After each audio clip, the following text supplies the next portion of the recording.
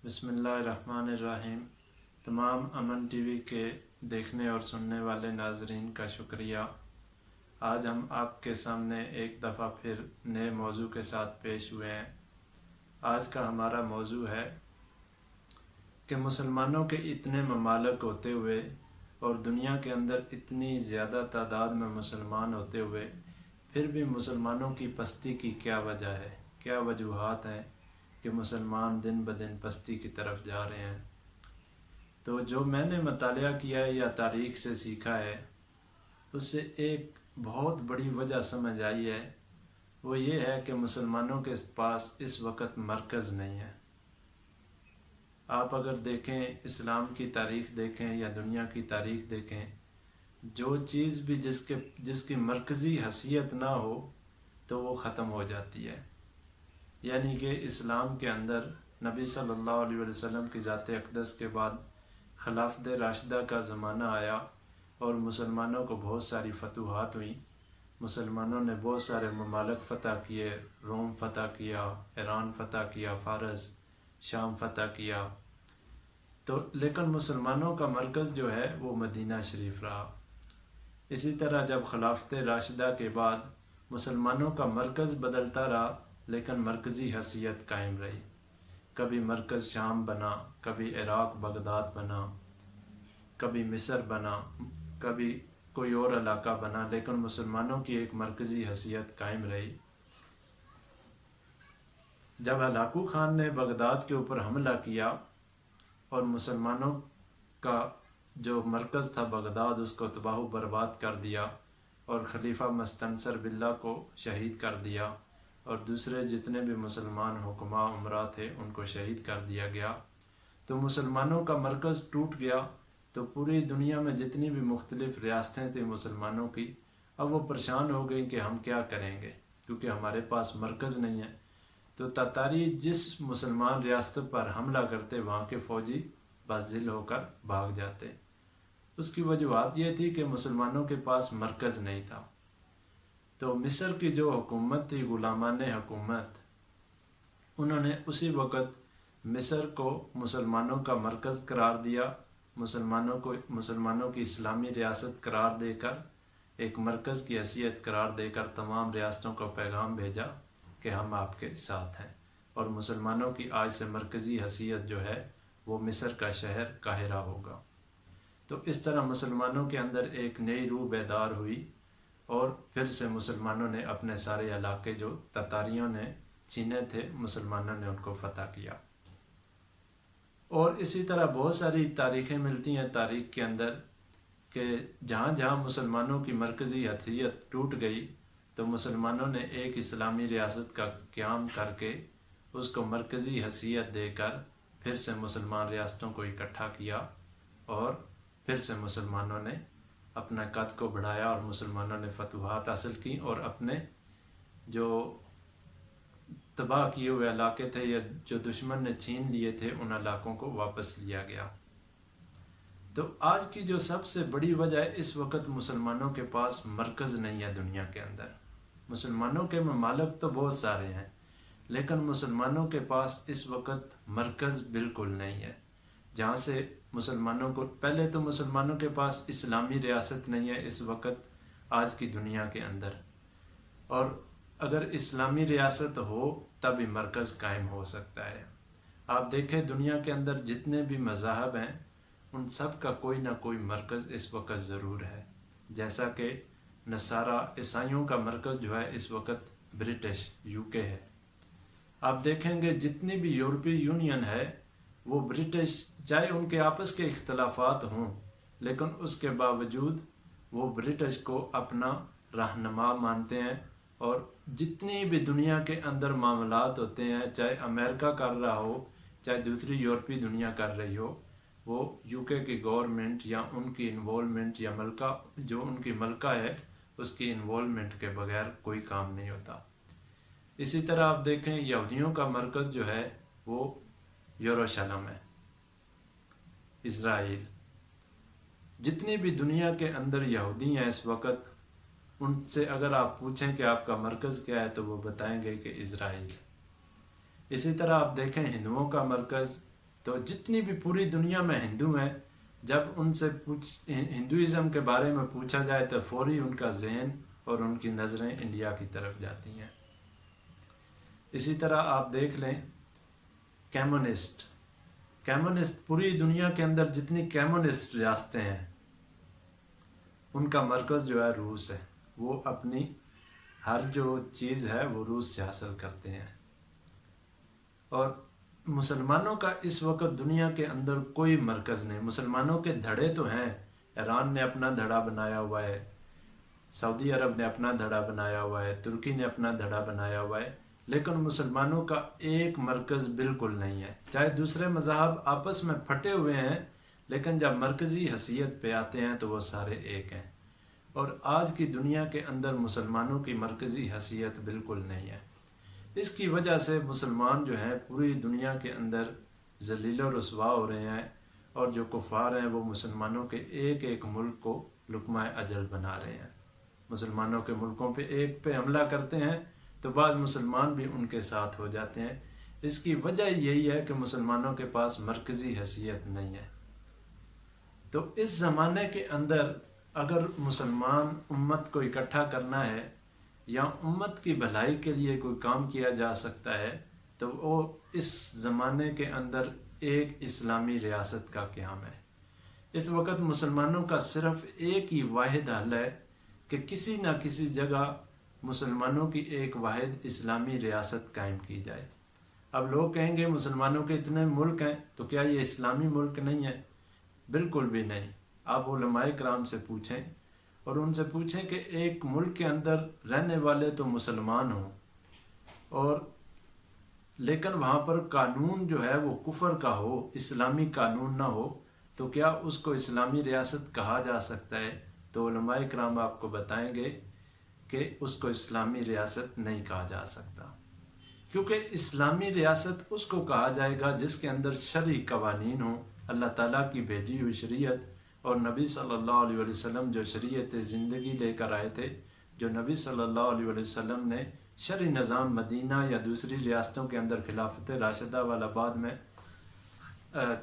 خلفائے راشدین نے نظام قائم کیا تھا، اگر وہ نظام قائم ہے تو پھر تو ہم اس کو اسلامی ریاست کہہ سکتے ہیں، ورنہ ہم انہیں مسلمانوں کے ملک کہیں گے لیکن اسلامی ریاست بالکل نہیں کہیں گے۔ تو اس وجہ سے اس وقت مسلمانوں کا جو واحد حل ہے وہ یہ ہے کہ مسلمانوں کو ایک اسلامی ریاست قائم کرنی ہے۔ اب اسلامی ریاست قائم کر کے اس کے اوپر جو ہے پھر مسلمانوں کو اکٹھا کیا جائے۔ اب مسلمانوں کو اکٹھا کرنے کا کیا طریقہ ہے؟ اس کے لیے مسلمانوں کو پہلے تو امن کے ذریعے اکٹھا کیا جائے۔ اگر مسلمان اکٹھے نہ ہوں تو پھر جو ہے مسلمانوں کو بازور طاقت اکٹھا کیا جائے۔ اگر آپ تاریخ پڑھیں تو جب تتاریوں نے حملہ کیا اور بغداد تباہ ہو گیا، مسلمانوں کی مرکزی ریاست ٹوٹ گئی، تو رکن الدین ببرس الملک الظاہر جب وہ سلطان بنے مصر کے تو انہوں نے مسلمانوں کی مرکزی حکومت جو ہے مرکزی قاہرہ کو قرار دیا، اور پھر جن مسلمان ریاستوں کے پاس انہوں نے پیغام بھیجے کہ آپ اس مرکزی ریاست کے ساتھ ہو جائیں، تو جنہوں نے مان لیا وہ تو اس ریاست کے ساتھ ہو گئے اور مسلمانوں نے اپنی فوجوں کو متحد کر لیا، لیکن جن مسلمان چھوٹی چھوٹی ریاستوں نے نہیں مانا پھر ان کے اوپر چڑھائی کر کے انہیں زیر کیا گیا۔ اسی طرح آپ سلطان صلاح الدین ایوبی رحمۃ اللہ علیہ کا زمانہ دیکھیں، جب نور الدین زنگی رحمۃ اللہ علیہ شہید ہو گئے تو دمشق والوں نے اپنی ایک علیحدہ حکومت کا اعلان کر دیا، اور چھوٹے چھوٹے جتنے بھی مسلمان امراء تھے حلب کے، موصل کے، انہوں نے اپنی اپنی حکومت کا اعلان کر دیا، اپنی اپنی ایک علیحدہ ریاست کا اعلان کر دیا۔ تو پھر سلطان صلاح الدین ایوبی رحمۃ اللہ علیہ نے مصر کو مرکزی حکومت قرار دیتے ہوئے ان سارے مسلمان علاقوں کے اندر چڑھائی کی، اور 8 سال کی جد و جہد کے بعد انہوں نے ان سارے علاقوں کو اسلامی ریاست کے زیر نگیں کر لیا۔ تو اگر تو اس وقت میں کوئی مسلمان جو ہے اس اسلامی ریاست کو قائم کرتا ہے تو پہلے تو امن کے ذریعے جتنے بھی مسلمانوں کے ممالک ہیں ان کو امن کے ذریعے اس اسلامی ریاست کے ساتھ اتحاد کا پابند کیا جائے۔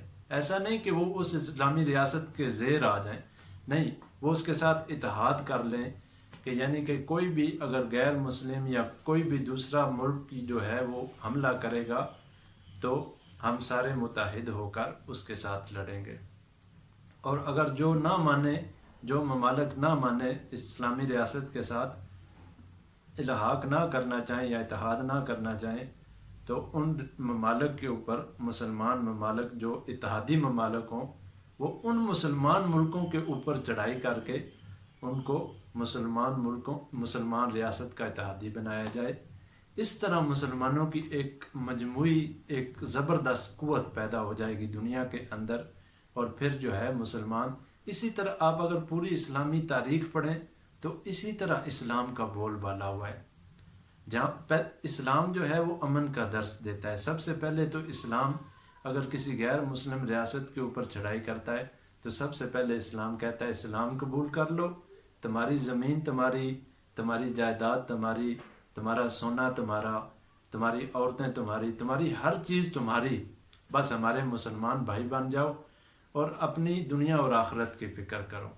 اگر نہیں کرتے ہو تو یہ زمین اللہ کی ہے، اور اللہ تعالیٰ نے اس زمین کا کنٹرول جو ہے، حکومت جو ہے مسلمانوں کو دی ہے، کیونکہ اللہ تعالیٰ مسلمانوں کو کہتے ہیں کہ ہم نے مسلمانوں کو اس دنیا کے اوپر خلیفہ بنایا ہے، تو اس کا جزیہ دو۔ اگر وہ اس پہ بھی آمادگی ظاہر نہ کریں تو پھر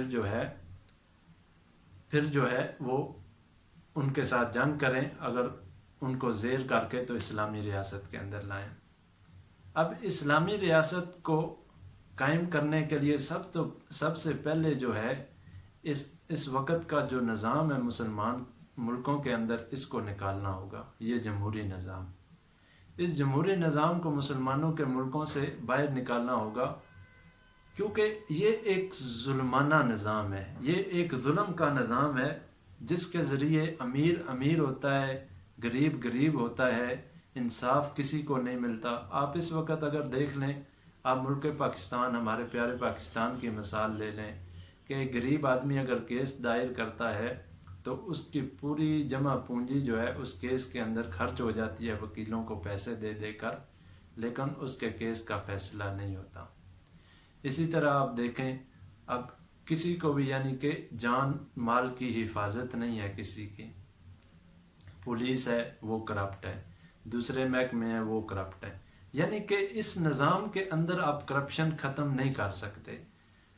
لوگ کہتے ہیں کہ دیکھو جی کتنا اچھا نظام ہے یورپ کے اندر جمہوری نظام، آپ اگر جا کر دیکھیں، صحیح سرچ کریں، تو دنیا کی سب سے زیادہ جو کرپشن ہوتی ہے وہ یورپی ممالک کے اندر ہوتی ہے۔ ہمارے ہاں تو چلو یہ ٹینڈر وغیرہ یا اس طرح کی کرپشن ہوتی ہے، لیکن ان کے ہاں بہت بڑی کرپشن ہوتی ہے، ایک یعنی کہ بہت زبردست قسم کی کرپشن وہ لوگ کرتے ہیں۔ اسی طرح پھر ان کے ہاں جو ہے وہ ثقافت ان کی ختم ہو گئی ہے، ان کی مذہبی روایات ختم ہو گئی ہیں، ان کے اندر ہر چیز ختم ہو گئی ہے، اور پھر انہوں نے اس جمہوری نظام کے اندر ایسی چیزیں پیدا کر لی ہیں کہ جس سے یعنی کہ انسان کی وقت کم ہو گئی ہے اور جانور کی وقت زیادہ ہو گئی ہے۔ آپ دیکھیں اگر جا کے تو وہاں پر جانوروں کے حقوق کی آپ کو تنظیمیں ملیں گی، جانوروں کے حقوق انسانوں سے زیادہ ہیں، اور ایسے آپ کو قانون ملیں گے کہ آپ حیران رہ جائیں گے۔ تو اس لیے اسلام جو ہے، اسلام کے قوانین جو ہیں وہ ایک طرح کے، ان کے اندر تبدیلی نہیں ہے۔ لا تجد سنت اللہ تبدیلا، کہ اللہ تعالیٰ کی سنت جو ہے وہ کبھی تبدیل نہیں ہوتی۔ جو ایک دفعہ اللہ تعالیٰ نے احکام دنیا کے لیے بھیج دیے ہیں، بس وہ تا قیامت تک رہیں گے۔ اگر چوری کرتے چور کا ہاتھ کاٹنا ہے تو چور کا ہاتھ ہی کاٹا جائے گا قیامت تک۔ اس قانون کے اندر کوئی انسان تبدیلی نہیں کر سکتا، کیونکہ یہ مالک کا بنایا ہوا قانون ہے۔ تو اس لیے جب اسلامی ریاست قائم ہوگی تو اسلامی ریاست کے نفاذ میں سب سے پہلی چیز جو ہے وہ امن ہوتا ہے۔ اسلامی ریاست جیسے ہی قائم ہوتی جاتی ہے، آپ دیکھیں دنیا کے اندر جہاں بھی اسلامی ریاست قائم ہوئی، آپ چلیں پچھلے زمانے کی تو چھوڑیں، آج کے زمانے کی مثال لے لیں کہ افغانستان کے اندر جب 6 سال تک اسلامی حکومت رہی تو بتانے والے بتاتے ہیں، تاریخ کی کتابوں میں لکھا ہے کہ افغانستان سے چوری کا نام و نشان بھی ختم ہو گیا، اور قتل کا نام و نشان ختم ہو گیا۔ ایک عورت جا رہی ہے تو کوئی اس کو یعنی کہ لوٹنے والا نہیں ہے، قتل و غارت اور ہر چیز جو ہے امن و امان ہو گیا پورے افغانستان کے اندر۔ لوگ کہتے ہیں کہ ہم اپنی دکانوں کے صرف باہر والے دروازے بند کر کے تالے بھی نہیں لگاتے تھے اور چلے جاتے تھے نماز پڑھنے کے لیے۔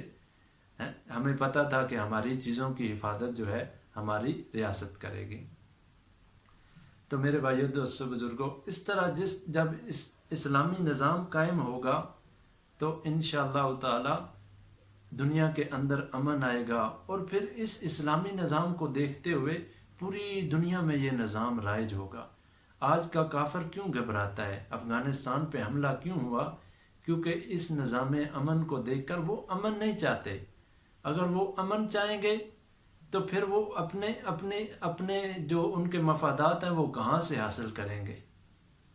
اس وقت دنیا کے اندر جو ہیں تین بڑے جو بزنس ہیں وہ کیا ہیں؟ ایک افیون کا کاروبار، وہ امریکن کے پاس ہے، اور سمگلنگ کا کاروبار امریکن کے پاس ہے۔ ہیومن آرگنز یعنی کہ انسانوں کے اعضاء کس کے پاس ہیں؟ یہ ان کے پاس ہیں۔ اسی لیے دنیا کے اندر جنگیں لگوائی جاتی ہیں، دنیا کے اندر بدامنی اور بے ایمانی پھیلائی جاتی ہے تاکہ وہ اپنے مفادات حاصل کر سکیں۔ لیکن وہ تھوڑی سی دنیا حاصل کرنے کے لیے پوری دنیا کو جو ہے اس جنگ کے اندر دھکیل دیتے ہیں۔